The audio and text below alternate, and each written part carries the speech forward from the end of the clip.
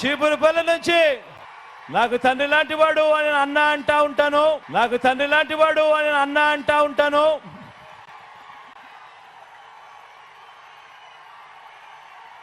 మంచివాడు, సౌమ్యుడు, మీ అందరికీ తెలిసినవాడు. గొప్ప మెజారిటీతో అన్నను ఆశీర్వదించవలసిందిగా మీ అందరినీ కూడా కోరుతా ఉన్నాను. జగన్మోహన్ రెడ్డి గారు ఈ రోజు బొత్స సత్యనారాయణ అనే ఆయనను పక్కన నిలబెట్టుకొని నాకు తండ్రి లాంటి వాడు ఓట్లేయండి అని అడుగుతున్నారు. మీ సమక్షంలో అడుగుతున్నాం. బొత్స సత్యనారాయణ గారు జగన్మోహన్ రెడ్డి గారికి తండ్రి సమానులట. ఇదే బొత్స గారు అసెంబ్లీలో నిలబడి నిండు వేదిక మీద ఆన్ రికార్డ్ రాజశేఖర రెడ్డి గారిని తిట్టిపోసిన బొత్స సత్యనారాయణ గారు ఈ రోజు జగన్మోహన్ రెడ్డి గారికి తండ్రి లాంటి వాడట. ఇదే బొత్స గారు రాజశేఖర రెడ్డి గారిని తాగుబోతు అని తిట్టారు. ఇదే బొత్స గారు జగన్మోహన్ రెడ్డి గారికి ఉరిశిక్ష వేయాలి అన్నాడు.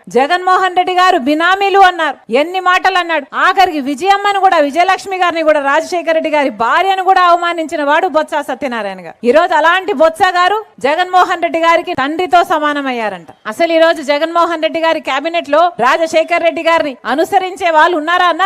ఉన్నారా ఎవరైనా? పెద్దిరెడ్డి రామచంద్రారెడ్డి తిట్టిన వాడే. ఇంకెవరు? విడుదల రజనీ తిట్టినావిడే. అందరూ ఆర్కే రోజా ఎవరైనా సరే రాజశేఖర రెడ్డి గారిని తిట్టిన వాళ్ళందరికీ ఈ రోజు జగన్మోహన్ రెడ్డి గారు పెద్ద పీట వేశారు. వీళ్ళందరూ తండ్రులంట, ఈయనకు అక్కలంట, ఈయనకు చెల్లెళ్ళంట. మరి నిజంగా నిలబడిన వాళ్ళంతా ఏం చేశారు? జగన్మోహన్ రెడ్డి గారు నిజంగానే నిలబడిన వాళ్ళు, ఆయన కోసం పాదయాత్రలు చేసిన వాళ్ళు ఏమీ గారు, ఆయన కోసం పనిచేసి గొడ్డలి వేట్లకు బలైపోయిన వాళ్ళు ఈయనకు ఏమీ గారు. ఈ రోజు అందరినీ ఇలాంటి వాళ్ళను పక్కన పెట్టుకొని తిరుగుతున్నారు జగన్మోహన్ రెడ్డి గారు.